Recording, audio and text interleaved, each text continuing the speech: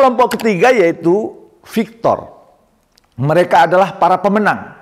Mereka bisa menangkap berbagai peluang yang ada ini menjadi profit dan juga benefit. Kehidupannya justru semakin tumbuh dan berkembang dengan adanya perubahan yang terjadi. Bahkan pertumbuhannya tidak hanya linear, tetapi juga eksponensial. Ibarat pasukan, di saat yang lain sedang tiarap, justru ia berdiri tegap, penuh optimisme. Ini adalah kelompok victor. Nah, Anda termasuk yang mana? Victim, mediocre, atau victor?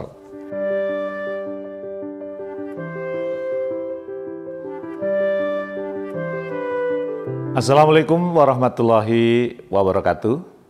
Bertemu kembali dengan saya, Jamil Azeni, di acara Leadership Inspiration.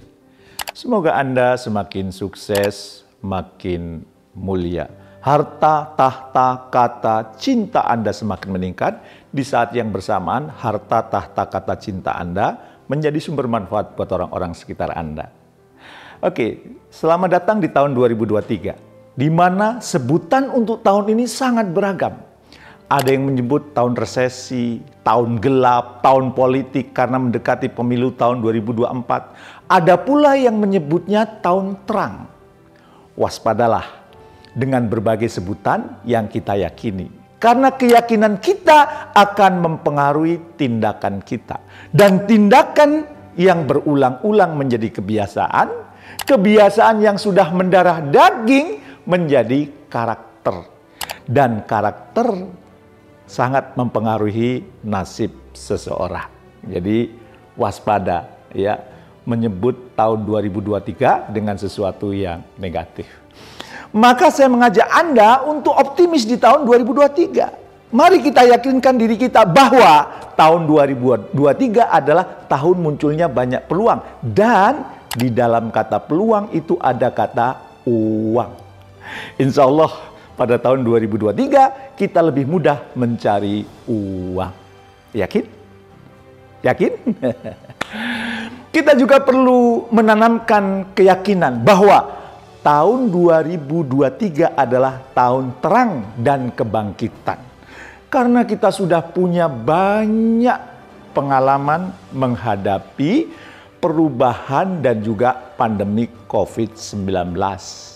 Tahun 2023 juga tahun membangun kedekatan karena kita sudah terbiasa membangun kedekatan dengan memadukan pertemuan online dan offline secara proporsional. Oke, kira-kira semakin yakin? Mungkin sebagian dari Anda ada yang setuju dan ada yang tidak setuju terhadap paradigma yang saya tawarkan. It's okay, hidup adalah pilihan, dan memang dalam menghadapi perubahan kita menemukan ada 3 kelompok orang. Pertama, kelompok victim. Apa itu kelompok victim? Mereka merasa menjadi korban, sudah merasa kalah sebelum pertempuran. Mereka bingung menghadapi perubahan. Ya. Perubahannya ini sangat cepat. Bingung aku ini. Bahkan kadang perubahannya tidak menentu.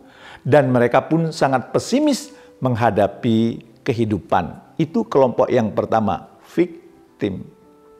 Ada kelompok yang kedua, itu kelompok mediocre, alias kelompok rata-rata. Mereka menjalani kehidupan mengalir, mengikuti kebanyakan orang. Cukuplah bertahan hidup. Mereka takut membuat terobosan dan melakukan hal-hal yang baru. Mereka tahu ada perubahan, namun masih menggunakan cara-cara yang lama dalam menghadapi perubahan. Ini kelompok mediocre. Ada kelompok ketiga yaitu victor. Mereka adalah para pemenang. Mereka bisa menangkap berbagai peluang yang ada ini menjadi profit dan juga benefit. Kehidupannya justru semakin tumbuh dan berkembang dengan adanya perubahan yang terjadi. Bahkan pertumbuhannya tidak hanya linear, tetapi juga eksponensial.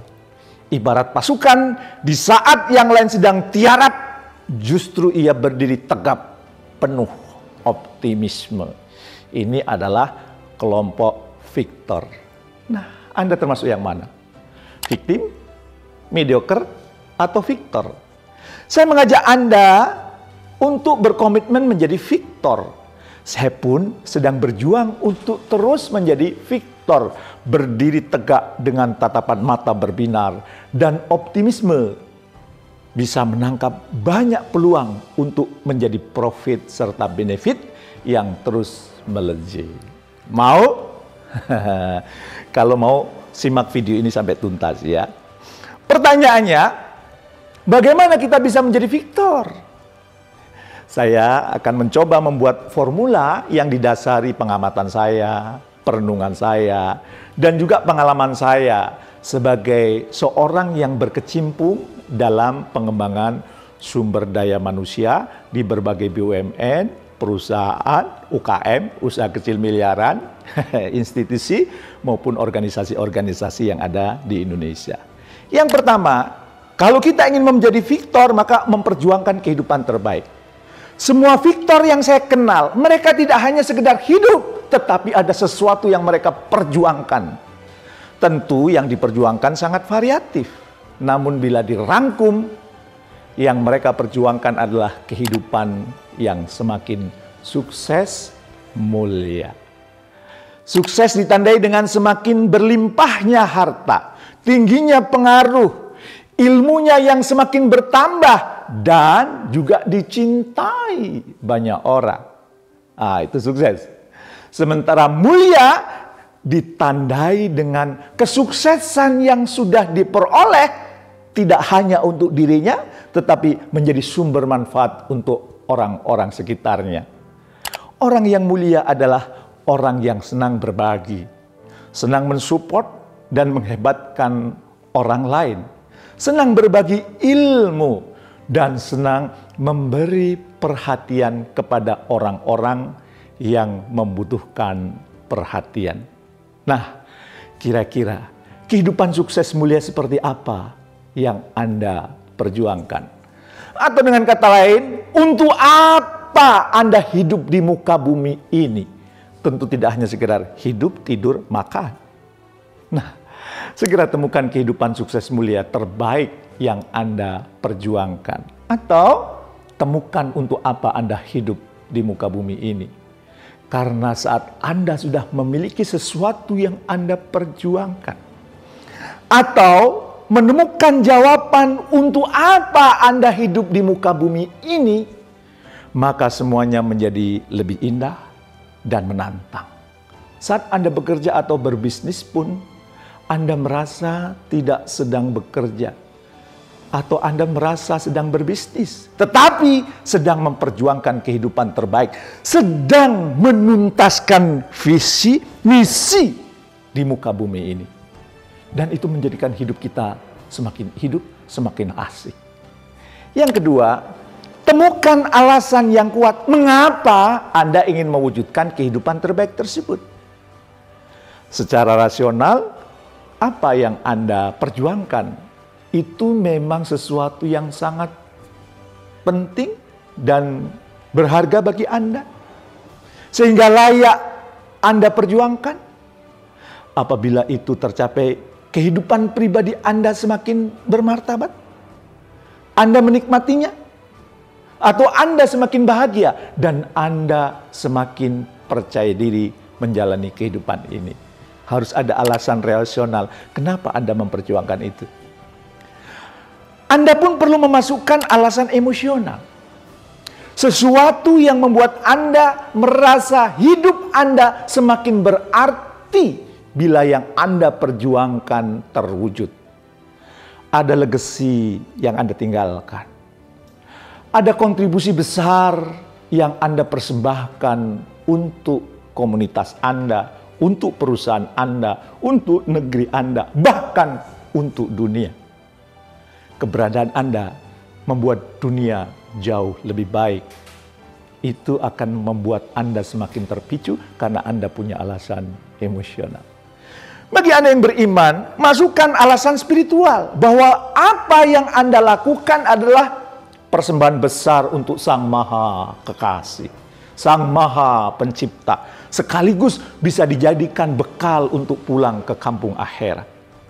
Anda yakin bahwa yang Anda lakukan, yang Anda perjuangkan berpeluang besar mendatangkan cinta dari Sang Maha Kekasih.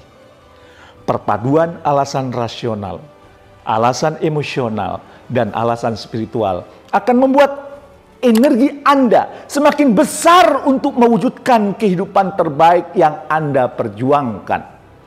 Apabila Anda tidak menemukan alasan atas apa yang Anda perjuangkan, energi Anda akan mudah melemah dan terdistrak dengan berbagai perubahan yang terjadi di sekeliling Anda. Jadi, temukan alasan rasional, emosional, dan spiritual. Yang ketiga, mengoptimalkan seketika pondasi nasib. Anda tahu kan proses pembentukan nasib Anda?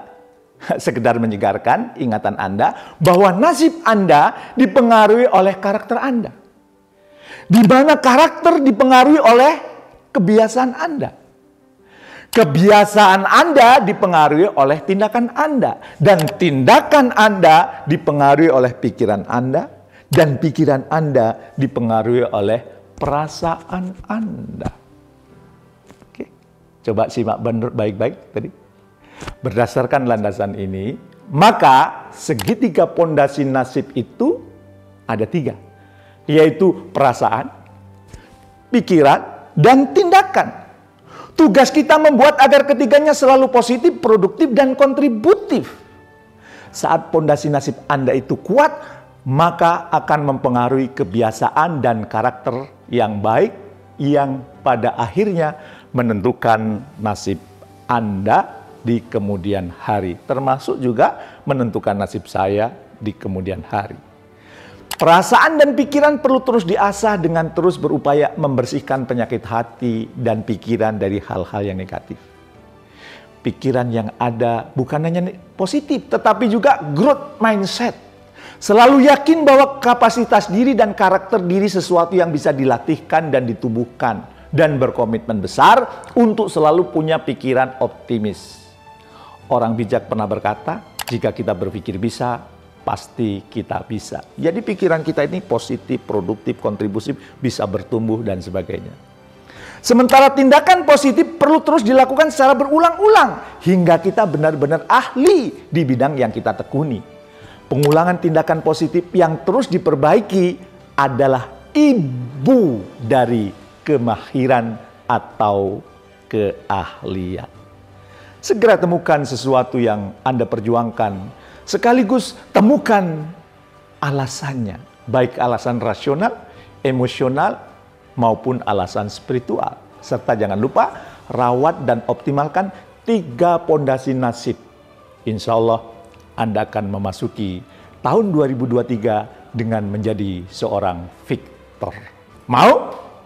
Tentu maulah ya, kalau akal kita sehat ya.